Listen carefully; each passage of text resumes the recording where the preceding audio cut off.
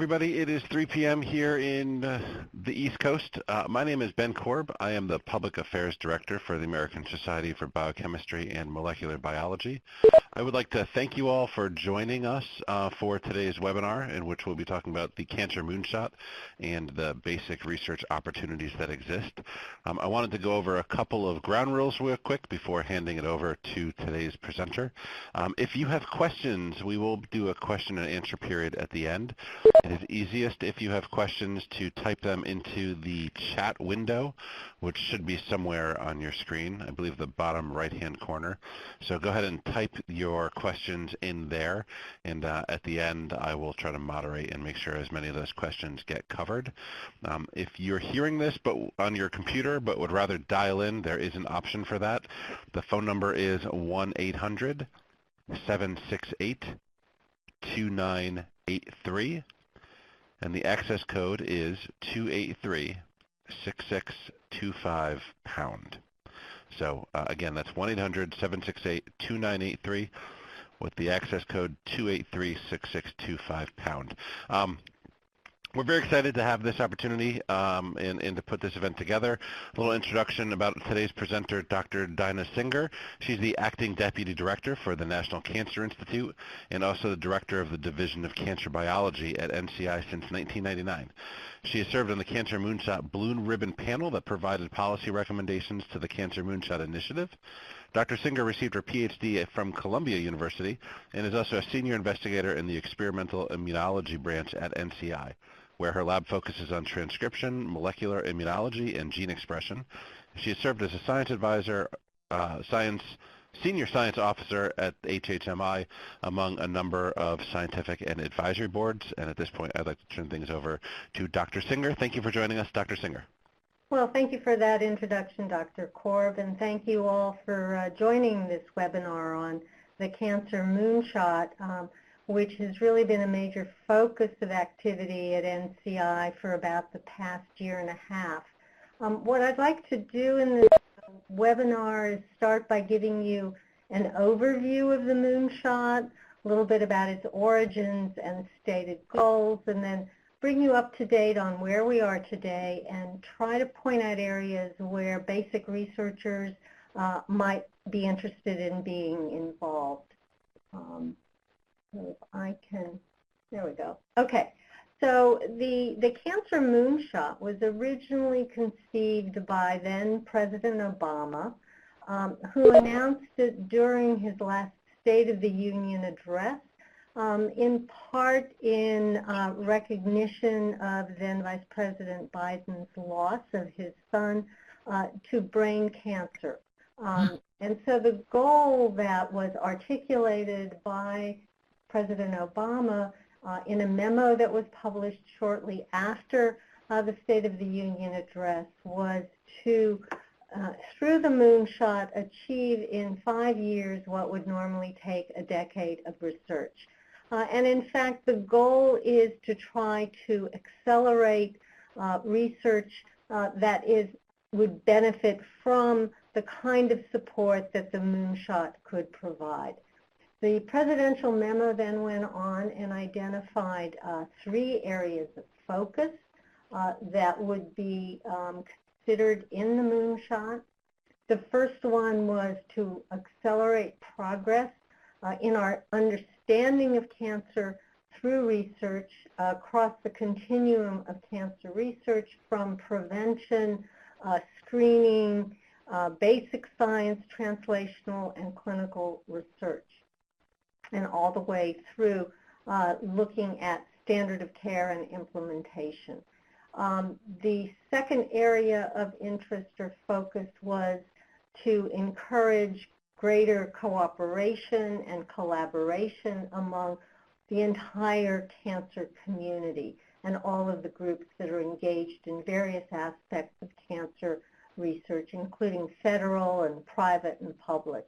And finally, to enhance data sharing across all of the groups, and we'll come back to that point later, but the major focus clearly of our efforts at NCI has really been on that first bullet point to accelerate progress through research.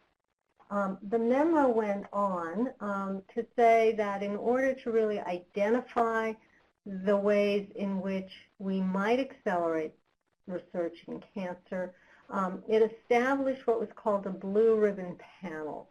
And that panel was charged with providing expert advice on the vision, proposed scientific goals, and implementation of the Moonshot. Importantly, the panel was charged with identifying scientific opportunities that could be enabled through the Moonshot and to make recommendations of areas that could be accelerated. In order to achieve that goal, by the way, let me back up. The Blue Ribbon Panel consisted of 28 members who really represented the entire cancer research community. Among the members were clinicians, basic researchers, translational researchers, clinical researchers, patient advocates, and representatives from pharmaceutical companies and from the IT community. So we really had the breadth and scope of the expertise that would be needed to undertake the charge that was made to the panel. Consistent with the stated goal of the President's memo of accelerating our understanding of cancer, the panel was given a very aggressive timeline in which to complete its work. The panel first met in April of 2016 and had to provide its final recommendations the following September, that is to say within 5 months from starting gate to finish. So between April and July, the panel had 3 face-to-face meetings to really begin to first identify the areas that it considered would have research opportunities that could be accelerated, with the goal of ending up with something like 10 to 15 final recommendations. The idea was to really identify specific areas and not to try to recommend across the entire watershed.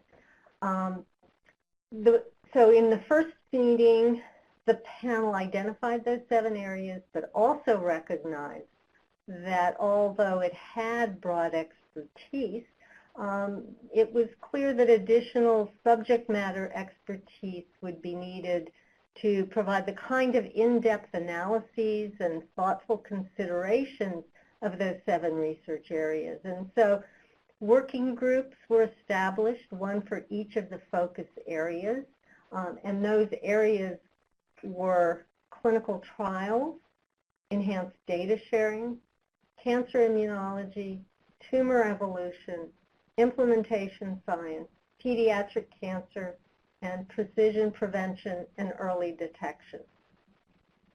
Each group had about a dozen or 15 members who had in-depth expertise in that area, and we had a total of about 150 people who were actively involved with the working groups.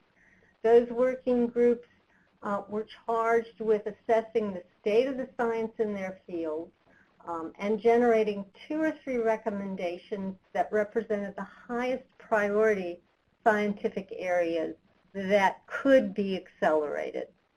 And I think it's very important at this point to sort of pause and note that across all of the cancer research that is being pursued, is only a sector of it, of the total, that's at the stage where it can be effectively accelerated. You know, much of basic research really is not poised for acceleration. It still needs to be pursued and thoughtfully in a discovery fashion, and wasn't felt to be ready for acceleration. At the opposite end of the spectrum, ongoing clinical trials were already too far along to be accelerated, and so the panel really focused in on that segment of the research continuum that could be accelerated. And so as a consequence, only certain areas were identified to be included in the recommendations. So from the time that the working groups were established, they met weekly to discuss what the opportunities were and to develop each 2 to 3 recommendations, which were then considered by the Blue Ribbon panel in its second and third meetings. Okay, so in addition to the working group considerations, we also felt it was important to seek advice from the broader community, including the public, both scientific and lay public. And the goal was twofold. One was to look for opportunities for broader community input to submit suggestions, maybe ideas that we hadn't thought about or none of the working groups had thought of. And the other goal was to increase public participation in the Moonshot. We wanted to be as inclusive as possible. So we developed an online public repository. We attended a variety of professional meetings and talked about the opportunities in the Moonshot. We had listening sessions. And in aggregate, we got something over 1,600 suggestions of areas that could be pursued. We actually looked through all of them, and interestingly, there weren't any we got through the outreach activity that hadn't been considered by one of the working groups. So at the third meeting of the Blue Ribbon panel, it considered all of the recommendations from the working groups as well as the suggestions from all of the outreach efforts, and then narrowed down the final recommendations to a total of 13, which were then coalesced into 10 recommendations in the written report itself. The written report, as I said, lists the 10 recommendations, but the website, which is listed here on the screen, provides all of the recommendations in their entirety, and I would encourage you to look at that to see really what the recommendations were in toto. The report had to summarize them, and there's much more on the website, and it's worth looking at. So these are the 10 recommendations. Couple of things to note. One is that they span a broad continuum of research across the cancer continuum. And the other is that they're not numbered. They're given letters. And that was done very intentionally because we wanted to avoid any misperception of prioritization. The panel considered all of these recommendations of equal and high priority. And so they were arbitrarily assigned letters instead of numbers. Another point I'd like to make is that although the recommendations address different aspects of cancer research, as we look through them, we noted a number of cross-cutting themes that emerged, and those are listed here at the bottom. The first one, of course, is health disparities and lack of access to care in underserved communities, which is a major barrier in cancer that needs to be addressed, not only through vaccination and screening, but by implementation of things that we know work and by providing greater access to care. And the issue of health disparities appeared in almost all of the recommendations. Even though there's a focus on new approaches to treatment, it was recognized that effective prevention holds the promise of reducing cancer deaths by half, and so prevention needs to be an important component of each of these recommendations. Importantly, data sharing. I think we all recognize the importance of having data sharing across all of the work that's done to be able to really integrate across scales, across data sets, and to have it easily accessible to the research community, but also to provide feedback to patients about their own data. And we'll talk about this in a minute, but data sharing became a really important piece of the recommendation. And finally, and consistent with the President's memo, partnerships with and new collaborations will be critical to accomplishing the goals of the Moonshot. Even though, as we'll talk about, the Moonshot provides generous support for the recommendations, the recommendations can't be fully accomplished with the allocation, and we need to reach out to partners both as a practical matter, but importantly also as a philosophical matter, to try to engage as much of the community as possible in working with us to achieve some of these goals. So in the next few slides, what I'm going to do is quickly summarize the 10 recommendations so you have a little bit more of the flavor of what's in them. But again, I'd urge you to look online at the actual recommendations themselves. Okay, so again, the recommendations are not listed in a particular order. And the A recommendation is the Network for Direct Patient Engagement. Currently, only about 5% of all cancer patients are on clinical trials or involved in clinical research. So for both patient benefit and for furthering our understanding of cancer, it was felt that it will be critical to engage more patients and their doctors by creating a federated network that would allow any patient to go online, register, that would then enable them to be pre-registered for clinical trials, and importantly to have their tumor profiled. So that's the first recommendation. The next one, B, is cancer immunotherapy. And that clearly is one of the major emerging opportunities in the area of cancer research. And we've seen great promise in immunotherapy.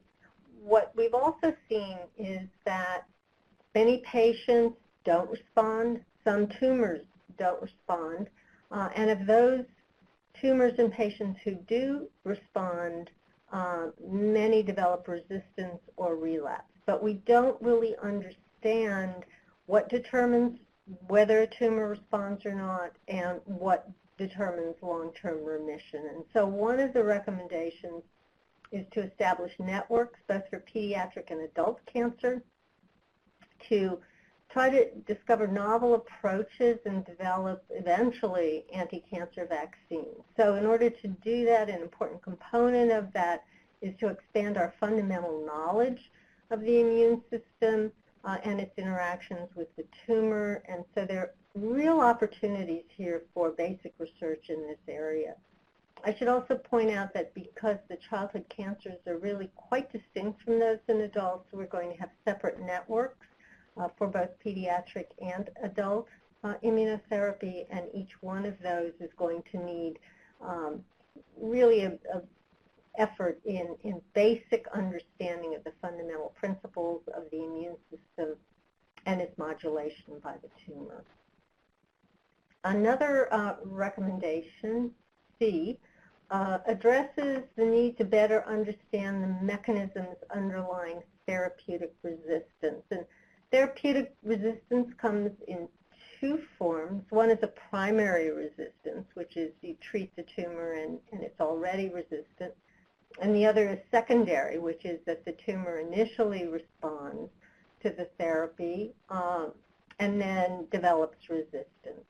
And the problem that we face is that the percentage of patients who respond to current therapies is still relatively small. And again, those who do respond often relapse. And we still can't predict who will respond to a given therapy, who will not, and who will respond but develop resistance. And so understanding the basic underlying mechanisms of responsiveness and intrinsic and acquired resistance really are critical challenges that need to be addressed and are going to require a lot of basic research to move the whole area forward. Another area that the panel made a recommendation on was something called the National Cancer Data Ecosystem, recognizing that one of the big challenges that we face is how do we store, share, and analyze data?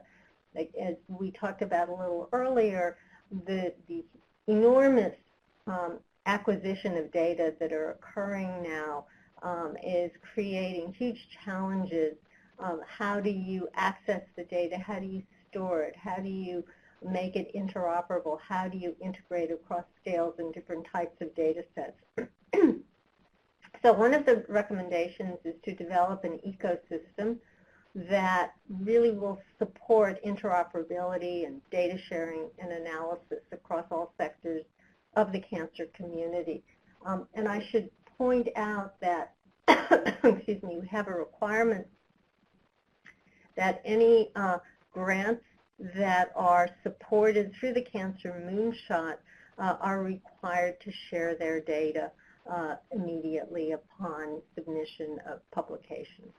So we really are very serious about data sharing. And that data ecosystem is currently being developed, and I'm sure you'll know more about it. The next recommendation had to do with childhood cancers, which really are quite distinct from most adult cancers. Most of the drivers of childhood cancer, many of them, often result from chromosomal translocations that create fusion oncoproteins. And this fusion really most often involves a transcription factor fused to some other driving factors, such that the transcription factor is now activated in ways that it wasn't normally, targeted to new sites, or loses its normal control and interactions in larger complexes. And so understanding how these fusion proteins function, what kind of complexes they're in, what's regulating them are critically important questions that are going to be addressed through this recommendation, and again is an area for basic research, since this will also look at the structure of these new fusion oncoproteins within the complexes, how the complexes can be disrupted with small molecules, etc. So that's an area that I think will really benefit from more basic research. Symptom management research addresses the issue that the number of people who either have cancer or have survived it is constantly increasing. It's estimated that there are at least 21 million people, both adults and children, living now who have had cancer. And so increasing attention needs to be focused on how to manage their symptoms. The symptoms caused either by the disease itself or by the therapy, so that the lives of those survivors can have an improved quality and enable patients to increasingly adhere to treatments, which can often be very painful and disruptive to normal quality of life. And precision prevention and early detection is the last recommendation, and it addresses the point that although we definitely need to develop new therapies, we also need to have much more effective approaches to prevention and early detection to reduce the number of people who will need therapy. So long-term strategies across the spectrum of healthcare, from vaccination to screening to preventive intervention, really hold the promise of reducing the incidence of cancer. And importantly, there are a number of interventions that have been proven really to be effective in reducing the incidence of cancer, but they haven't been fully implemented. And the the focus, or part of the focus of this recommendation, is to develop better implementation strategies, especially in underserved communities where access to care may be an issue. How do you really implement things that we know work? For instance, colorectal cancer screening through colonoscopy or other non-invasive screening procedures, HPV vaccination, and smoking cessation. So continuing, excuse me.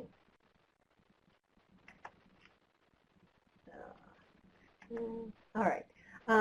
The last three, the retrospective analysis of biospecimens. So here the issue is that through clinical trial structure, we have collected biospecimens of patients who've been on standard of care. And those biospecimens have been maintained, and now we have outcomes data. We now have the tools to really do a detailed molecular analysis of those biospecimens. We can do genomics, RNA-seq, proteomics, metabolomics, develop and correlate those with outcome, and develop predictive modeling to determine which of the features or patterns predict patient outcomes, so that one can determine or predict patient response. So in the future, one can determine or identify which patients are likely to respond to standard of care and which ones won't. And then they could be provided alternative care. Excuse me. The next recommendation is the creation of a human tumor atlas. So you're all familiar with, I hope, with TCGA, which was the Cancer Genome Atlas, which sequenced hundreds of tumors to provide us with enormous insights into the molecular basis of cancer, the oncogenes and the tumor suppressor genes that were identified through that. And this recommendation really builds on that knowledge.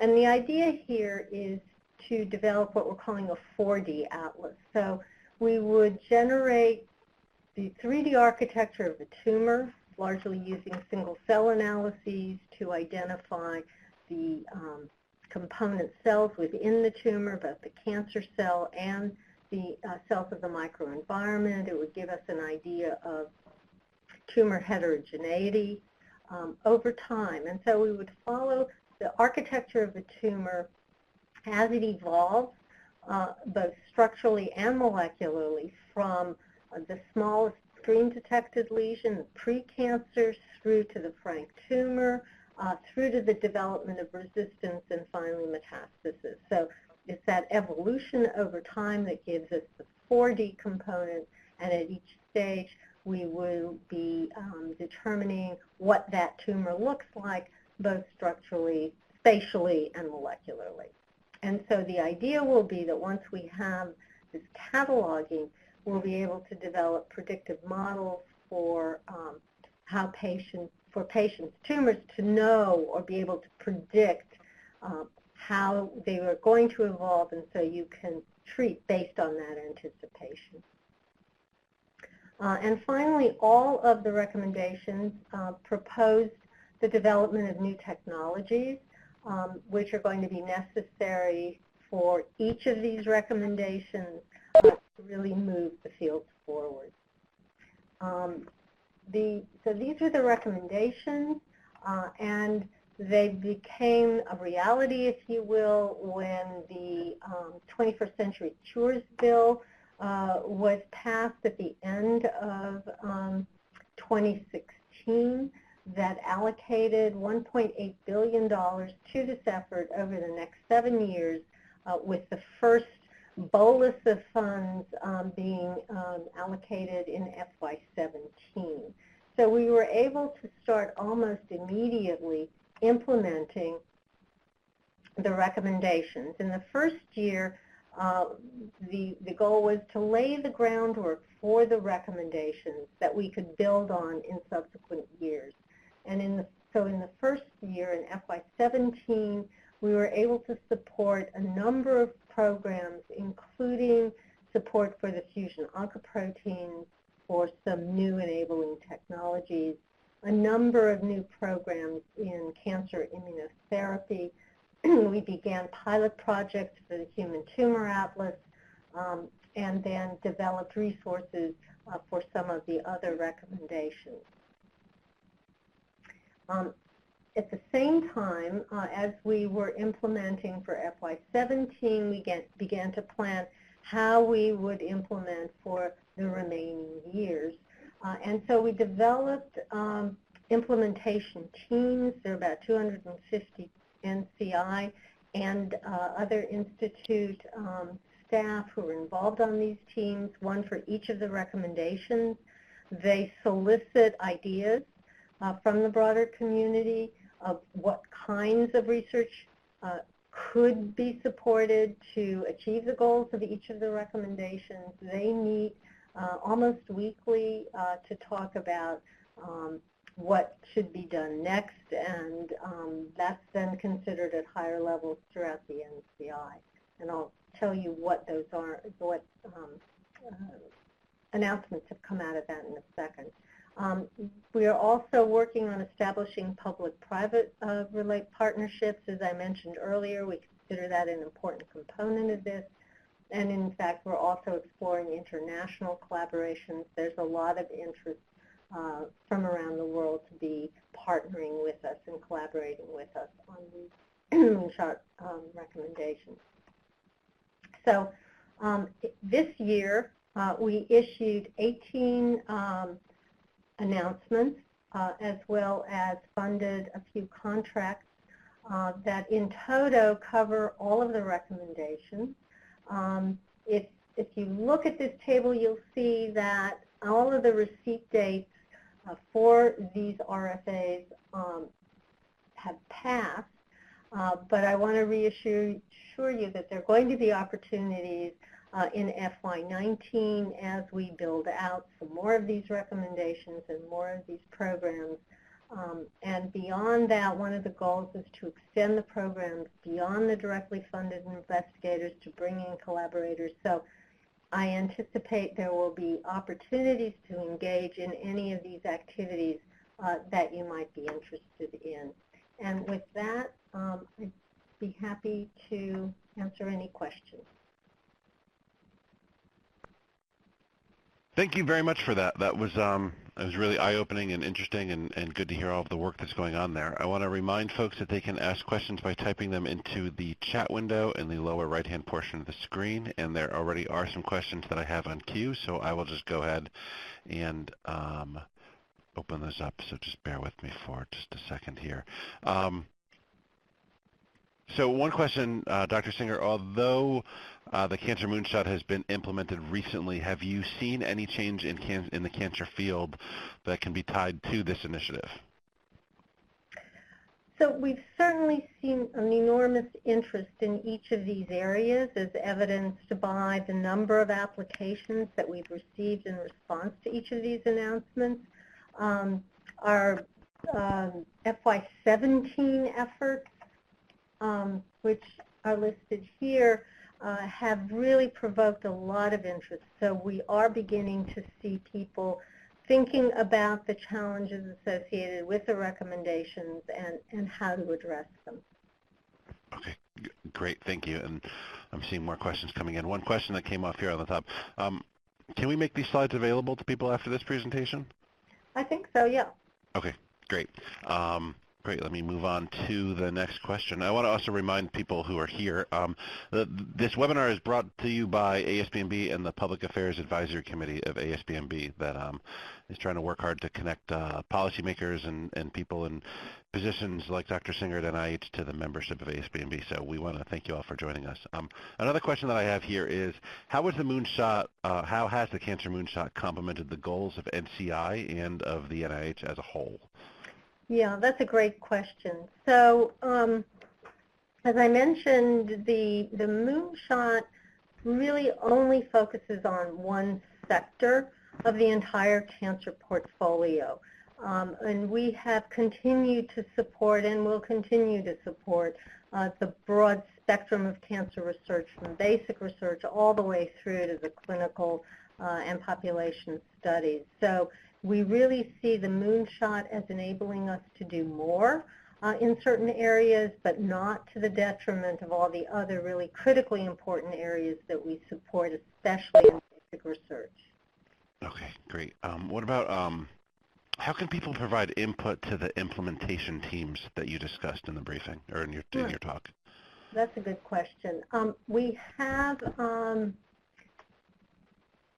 the website, I believe there is an option to make comments, but people can always email me and I can forward it to the appropriate implementation team, and we would love to get feedback from people. Great. And can you just remind people on the call your email address? Yeah, it's dina.singer, D-I-N-A-H, .singer, @nih.gov. Great. Thank you. Do you have a minute for a couple more questions? Sure. Okay. What is the role of trainees and early career researchers in the initiative? So what we would hope is that through the funded opportunities, those would help to support students and trainees to become more involved in cancer research. But independent of the Moonshot, we also have a number of new programs that people might be interested in looking at through the Center for Cancer Training. Of course, we have the K99R00 for the more advanced trainees, but we're also launching a couple of similar programs at earlier stages.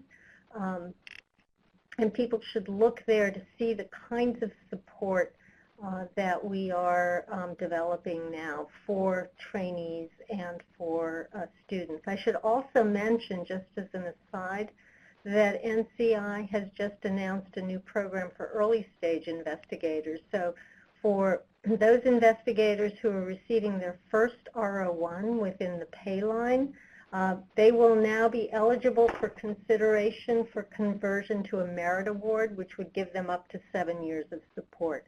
So we're really trying very actively to develop a career path that makes a career in cancer research both attractive and manageable. Great. Thank you for that. How can someone stay updated on opportunities to work with new programs that offshoot from the initiative? Again, I would refer people to the website, that BRP website, where there's we try to keep it up to date with all of the programs and the linkages. As far as programs that are offshoots, I think those are also linked there. If not, we'll make sure they get linked there. What about, I guess someone here has kind of expressed a concern. Do you feel as though the Cancer Moonshot is putting too much of or over-prioritizing big science kind of at the expense of R01 research that's done on campus or that's done in out of NCI? So some of the networks might appear to be big science, but in fact, what we're supporting are R01 size grants. So we are trying to balance the need for team science to really generate the large data sets that are needed with the need to support the individual investigators. So we're very conscious of trying to maintain that balance, and I think if you look at the announcements, you'll see that we have both kinds of research that will be supported. Great. And is there a mechanism by which R01 applications to other NIH programs can be linked to the intended goals of the Moonshot program? I'm not exactly sure what you're asking. I think we have other institutes participating with us and co-funding some of the grants with us, where the Moonshot will fund, let's say it's one R01, the Moonshot would in another institute, we would fund 2/3 and the other institute would fund 1/3. So we are engaging other institutes in the Moonshot, but applications that are submitted to other institutes, not in response to any of the announcements through the Moonshot, would not be considered Moonshot. Okay, great. Thank you for helping to clarify that. I'm looking. I don't see any other questions. If anybody has a question, I suppose now is the time. I'm not seeing any, and I want to be very respectful of your time, Dr. Singer. I want to thank you again. This has been really eye-opening. Oh, question. Sorry. This will be the last question. Public-private partnerships with industrial partners in practice raise challenges around IP developed. Is there a suggestion for how to navigate this? Yeah, we're starting to talk about it. Clearly, anything that is funded through the Moonshot or the NIH directly, we would retain the IP rights on. But we've made great progress with a lot of the industrial partners and their willingness to share pre-competitive space with us. So we're hoping we can get that worked out. Okay, great. Again, I want to, I'm sorry, your email address again one last time. Somebody was asking for it. Yeah, it's dina.singer@nih.gov. And that's DINAH.